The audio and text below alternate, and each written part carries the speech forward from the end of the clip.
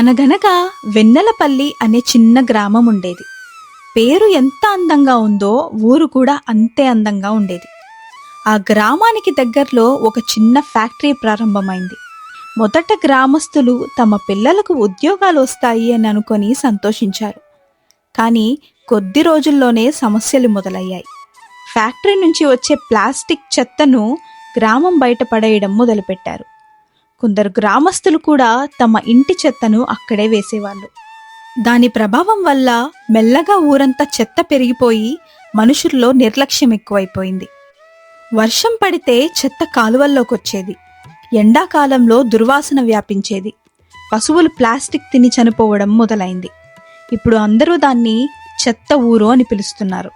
అదే గ్రామంలో లలిత అనే 13 ఏళ్ల అమ్మాయి ఉండేది. ఆమె చాలా తెలివైంది. ప్రకృతిని ఎంతో ప్రేమించేది. ఒకరోజు స్కూల్ నుంచి వస్తూ ఉంటే చెత్తగుట్ట దగ్గర ఒక ఆవు ప్లాస్టిక్ తింటూ కనిపించింది.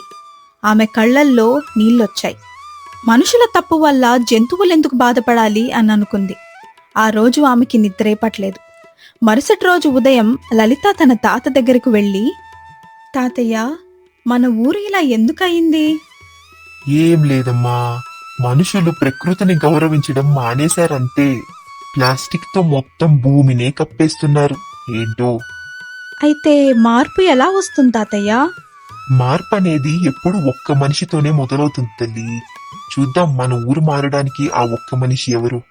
ఆ మాట లలిత మనసులో బలంగా నిలిచిపోయింది. మరుసటి రోజు లలిత స్కూల్కి ఒక బుట్ట తీసుకెళ్ళింది. స్నేహితులందరూ ఆశ్చర్యపోయారు. వాళ్ళు ఇది ఎందుకు అని అడగగా, లలిత మన స్కూల్ చుట్టూ ఉన్న చెత్తను పరిశుభ్రం చేద్దామని దీన్ని తెచ్చాను అని చెప్పటంతో మొదట ఎవ్వరూ ముందుకు రాలేదు. కానీ లలిత ఒక్కటే చెత్త ఏరడం మొదలుపెట్టింది. కొద్దిసేపటికి ఆమె స్నేహితురాలు మాధవి వచ్చి సహాయం చేసింది. తర్వాత ఇంకొందరు పిల్లలొచ్చారు. అలా కొద్దిసేపట్లోనే స్కూల్ ప్రాంగణం మొత్తం శుభ్రంగా మారిపోయింది. టీచర్లందరూ ఆశ్చర్యపోయారు. హెడ్ మాస్టర్ లలితను ఎంతగానో అభినందించాడు.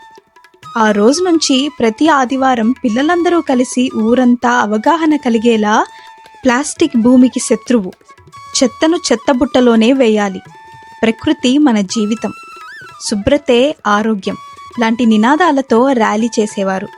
దీనితో నిజంగానే కొంతమందిలో మార్పు వచ్చింది.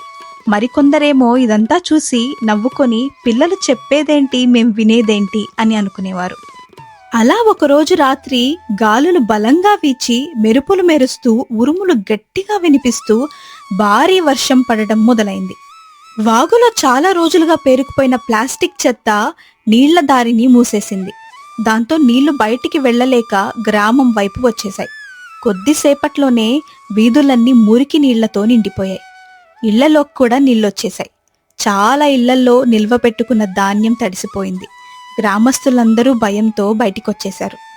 ఇది సరిపోదన్నట్లు ఫ్యాక్టరీ నుంచి వచ్చిన చెత్త నీళ్లలో కలిసిపోయి చెరువులోకి వెళ్ళింది. ఆ చెరువు నీళ్లు తాగిన పశువులు అనారోగ్యానికి గురయ్యాయి. గ్రామం మొత్తం దుర్వాసనతో నిండిపోయింది. పిల్లలకు భయంకరమైన జ్వరాలొచ్చాయి. ఇదంతా చూసి భయపడిన గ్రామస్తులు ఆ గ్రామ డాక్టర్ని సంప్రదించగా, ఈ సమస్య అంతా చెత్త వల్లే వచ్చింది. ప్లాస్టిక్ మురికి ఇలా పెరిగిపోతే ఇంకా పెద్ద ప్రమాదమే జరుగుతుంది అని ఆయన చెప్పటంతో ఊరి జనాలు చాలా భయపడ్డారు. అప్పుడు లలిత ధైర్యంగా ముందుకొచ్చి, ఎవ్వరూ భయపడకండి, మనమే ప్రకృతిని పాడు చేశాం. ఇప్పుడు అదే ప్రకృతి మనకు హెచ్చరిక ఇస్తుంది. ఇప్పటికైనా మారకపోతే రేపు మనమందరం చాలా ఇబ్బంది పడతాం అని చెప్పింది. ఆ ఫ్యాక్టరీ యజమాని కూడా ముందుకొచ్చి క్షమాపణలు కోరాడు. ఆ రోజు నుంచి వెన్నెలపల్లిలో పెద్ద మార్పు మొదలైంది. గ్రామస్తులందరూ కలిసి వాగును శుభ్రం చేశారు. ఫ్యాక్టరీ వాళ్ళు చెత్తను బయట పడేయకుండా రీసైక్లింగ్కి పంపించడం మొదలుపెట్టారు. ప్రతి ఇంటి ముందు 2 చెత్త బుట్టలు పెట్టారు. ప్రతి ఆదివారం పిల్లలు పరిశుభ్రత కార్యక్రమం నిర్వహించేవారు. పెద్దలు కూడా వాళ్లతో కలిసి పనిచేయడం మొదలుపెట్టారు. అలా ఆ ఊరు మళ్లీ ముందులాగా పరిశుభ్రంగా మారిపోయింది. మీకు కనుక ఈ కథ నచ్చినట్లయితే లైక్ చేయండి, షేర్ చేయండి. మన ఛానల్ని ఫస్ట్ టైం చూస్తున్నట్లయితే సబ్స్క్రైబ్ చేసుకోవడం మర్చిపోకండి. Thank you very much for watching.